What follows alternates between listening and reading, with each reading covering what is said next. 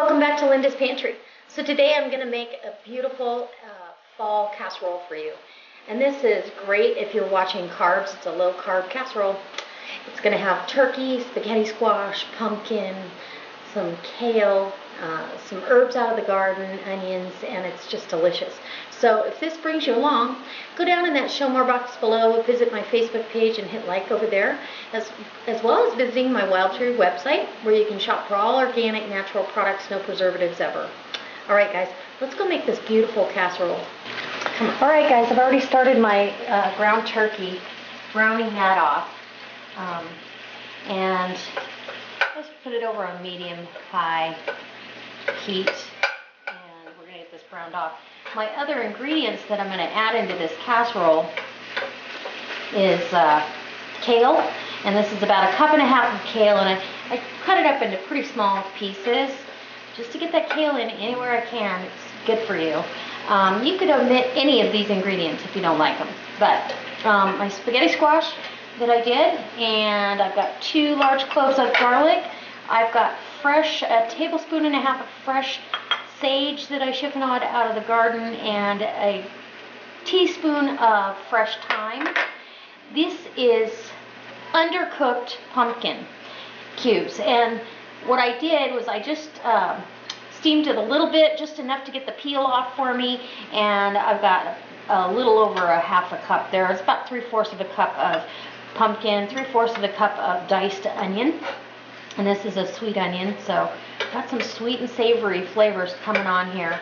I can't wait. And then I'm going to add Parmesan cheese and goat cheese, and that goat cheese is going to, that tangy goat cheese will counteract the sweet, and then the parm being so, have that salty, nutty kind of bite. It's going to be fabulous, so hope it brings you along. Stay with me. Okay, I'm going to get this finished off, and we'll put this casserole together, so be right back. Okay, I've got my turkey just about where I want it. It's just starting to get some color on it. You got to let all that moisture evaporate off of it. I'm out of my home ground turkey, or I couldn't find any, so this is store-bought. I prefer to do my own, which it's that time of the year, turkeys will start going on sale.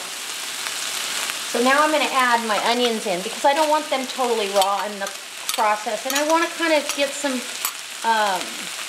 flavor on them as well, and the garlic. Okay, I'm going to deglaze the pan with some chicken stock. About 1/3 of a cup is all I really want in there. I'm just going to pull all the flavor and start to create kind of a sauce. You can see that. Oh, these onions smell fabulous. Just go along there with your spatula, get all that off of there. And if you need a little more, it's okay. Use a little more.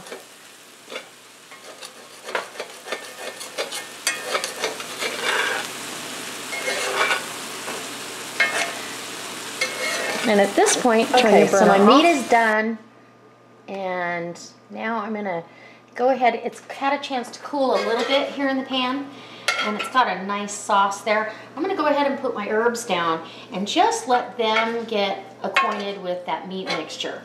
And it'll also start their releasing of their essential oils. I'm going to mix everything together in that bowl, as well as the pumpkin, the kale, and the bowl's not big enough.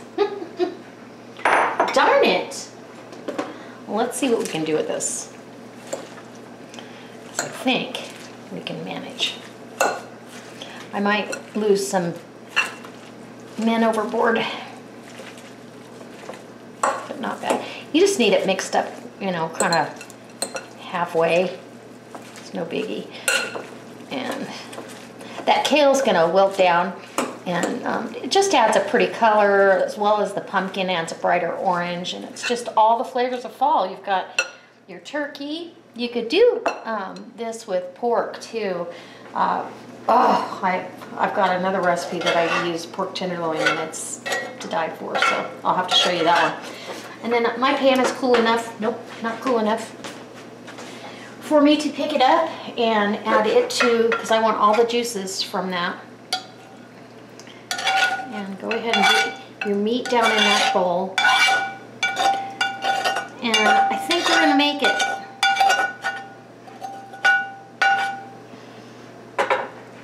All right. And the warmth will kind of help. All right, so now that we're at the casserole dish, let's get our stuff all in there. Without dumping it on the counter, please. And if you don't have a big enough casserole dish, use two pieces of goat cheese down in little pockets. So you just kind of create those with that fork. And we're going to cut some pieces here. And so you just take, you know, a bite here and there. And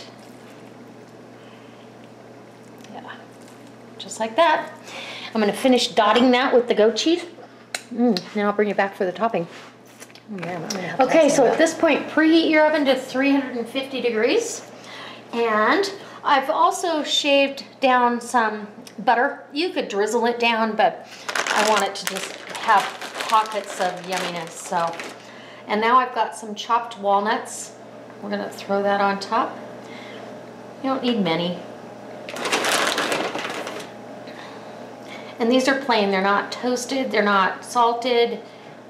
You get plenty of salt from that store-bought turkey and the little bit of chicken stock. This just doesn't need salt. I am gonna add a little cracked black though. A little black pepper on top.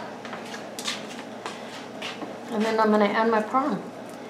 And we're gonna be good to go. So, half a teaspoon or so. Doesn't that look good? And then some freshly grated Parmigiani Reggiano. And that's just gonna get all crispy and delicious. And it also has some sodium. So, that nutty flavor. Now you could swap out the nuts. If you wanted to do pine nuts, you could do that. I looked and they were $20 for a little tiny bag of them, and I said no. So this is going in a 350 degree oven until everything is melty and good. And the pumpkin is, I'm going to tell you right now, my house smells amazing. And so, oh, doesn't that look delicious? I hope you can see that. Bring it in a little bit closer before I dish it up. I want to let it set for about 5 to 10 minutes so it kind of sets up a little bit. It's screaming hot. Nobody can eat it right now anyway. And so I'm just going to let that sit. And the top is crispy. Ooh, and the nuts and the cheese is browned. I'm really excited, you guys. So I'll be right back when I plate it up.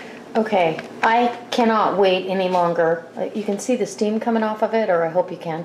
I'm just gonna sprinkle down a little bit of extra Parmigiani Reggiano on the top. It just smells amazing. So this is how you're gonna serve this. And this is a meal in itself. You could certainly have this next to a salad, which is probably what I'll do. And this is a huge hearty serving. Ooh, I've got some goat cheese there, spaghetti squash, pumpkin, the kale is in there, and the ground turkey. So what do I want first? I don't know. Let's just cut into it and see what we got. Okay, this is a total spaghetti squash with a little bit of goat cheese and a piece of turkey and some kale. So we'll take a bite of that and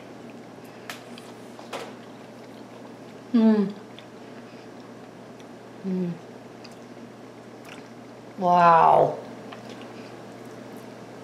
That is so, it amazes me every time I make this. Every time you make it, it's a little bit different because your squash has a different sweetness, as well as, you know, you might swap out ingredients, but ooh, it's so good. It is so delicious. And that goat cheese just adds a little snap to it. I want some with the walnuts on there, because to me, walnuts say fall and winter, and just love it. And some pumpkin. Okay. Oh wait, let me grab some. Can I get a bigger bite? I want some kale. All right. And we'll, yum.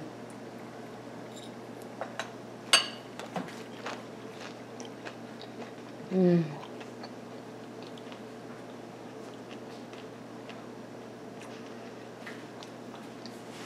I'm going to tell you, for a low-carb, delicious, delicious casserole, this is by far one of my favorites. I hope that it inspires you to try it. You could swap out the meat with a different ground meat. Maybe use venison. That's a fall harvest. Or ground beef, or you could put ham in here, prosciutto, you know, whatever you want. Bacon, doesn't matter, but I'm trying to go a little leaner and healthier, so this was my option today. But this is a great casserole, so I hope it inspires you to try it. I don't miss the pasta one little bit. I'm getting plenty of cheese and spices and full of flavor. So if it does, go down and maybe hit that like button and share it on your Facebook page. And I have to have some more. Look at that pumpkin. And the pumpkin still has a little bit of bite. It's not super mushy. But I love the nuts in here. I'm just like, oh, I need more nuts. Delicious. Absolutely fabulous. I can't wait to see you next time. I hope you subscribe if you're not a subscriber, because I've got tons of videos out there, almost 700 at this point and counting. And you know, I'm never gonna post a recipe that's not okay. All right, guys.